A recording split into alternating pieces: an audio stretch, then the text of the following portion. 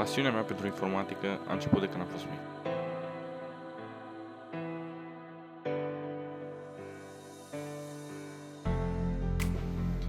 Clasa a doua am fost transferat din România în Italia. Primul lucru care l-am făcut când am ajuns la Chiria, unde stătea tatăl meu, a fost să pornesc calculatorul. Am stat acolo ore întregi, cred. Mi se părea incredibil ce pot să fac cu mâinile mele, cu mouse-ul, cu tastatura, pe acel ecran. Între timp am crescut. Pe la 13 ani îmi plăcea foarte mult să mă joc 18 Minutes of Steel. După o grămadă de ore jucate, mi-a venit mie ideea cum ar fi să scriu ceva pe remorcă, să modific jocul în fișierele lui, să reușesc să fac să apară textul meu. M-am documentat pe internet foarte mult și până la urmă, după o grămadă de tutoriale pe YouTube, am reușit să obțin ce am vrut. De aici a pornit totul. După un timp, am vrut mai mult, să schimb culori, camioane, hartă. Timp de 2 ani, am reușit să schimb jocul complet. Am făcut harta României pentru el, camioane noi, scripturi, practic era un alt joc. În acest timp, am crescut și o comunitate de pasionați de jocuri de camioane, Road Tracker, dacă o știți. Era un forum foarte mare, care avea zilnic 10.000 de vizitatori, chiar și peste. Game modding era pasiunea mea. Școala nu mă interesa mult. Făceam repede temele când le făceam și în rest învățam programare, modelare 3D, Photoshop, video editing, audio editing, să creez site-uri web, tot ce se poate. Pe la 17 ani m-am gândit să fac propriul meu joc cu camioane 3D, nu tot să le editez pe ale altora. Am început să mă documentez. Nu am reușit mare lucru. Era un challenge foarte, foarte mare. Mi se părea imposibil să pot face un joc întreg de unul singur. Dar am zis că nu mă dau bătut. Asta îmi place, asta fac până ies. Au început să apară primele telefoane cu Android, dar părinții nu și-au permis să-mi cumpere unul.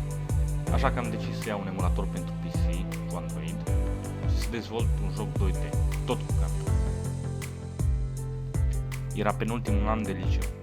Era o perioadă grea. Mă maturizam, schimbam gusturi, gândiri. Vreau să mă întorc neapărat în România, să termin acolo liceu. În Italia mă simțeam discriminat din cauza că eram român.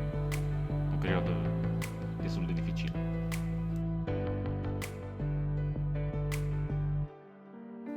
M-am transferat în România, după foarte multe discuții cu părinții. Între timp jocul evolua. Testam pe emulator, încet reușeam să fac ceva. Când m-am mutat în România, în sfârșit am avut ocazia să aleg între o geacă de piele și un telefon cu Android. Evident, am ales telefonul ca să-mi pot face testările jocului. Am finalizat jocul și l-am urcat pe Play Store. Nu mergea deloc, făcea sub 1 euro pe lună și o ținut așa mult timp.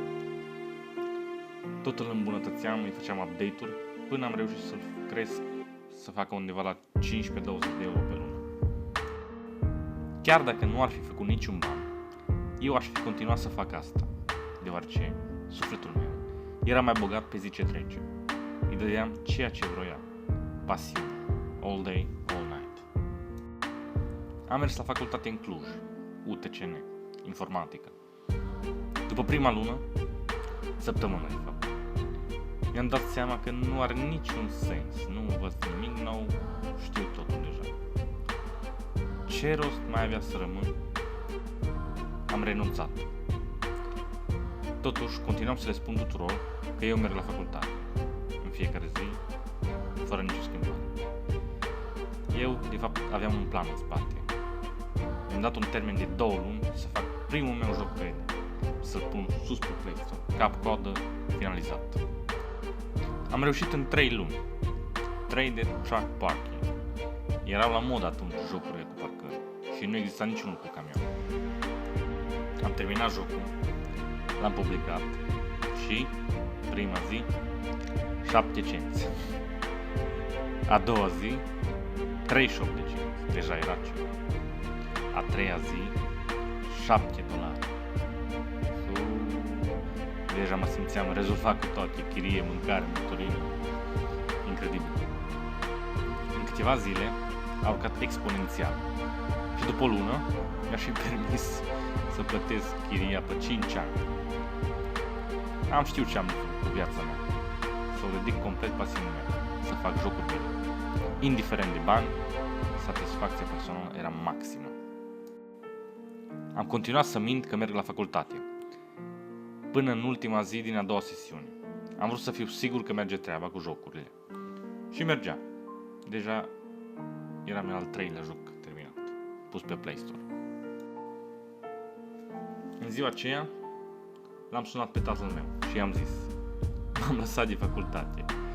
Nu am mers deloc de la început, numai prima lună. A răspuns simplu: te-ai lăsat păcălit de bani.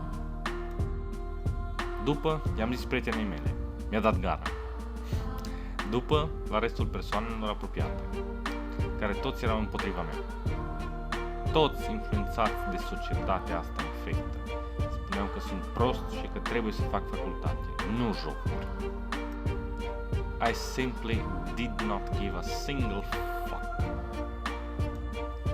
Încet, încet au început să înțeleagă situația. Se lăsau și ei influențați de veniturile mele. Până în prezent am evoluat firma Ovilex împreună cu asociatul meu Alexandru Manusac și toți angajații care îi mulțumesc foarte mult. O vom face în continuare, o să creăm și jocuri pentru console și pentru PC. Ce vă sfătuiesc din tot sufletul este să găsiți un lucru care ați putea să-l faceți oricând, la orice oră, fără să vă plictisească, pentru totdeauna. E singura cale spre succes, dar cel mai important pentru plăcerea ta. Îți creezi o viață așa faină, de la care nu ai nevoie de o vacanță. Fiți umili și iubiți. Love you all.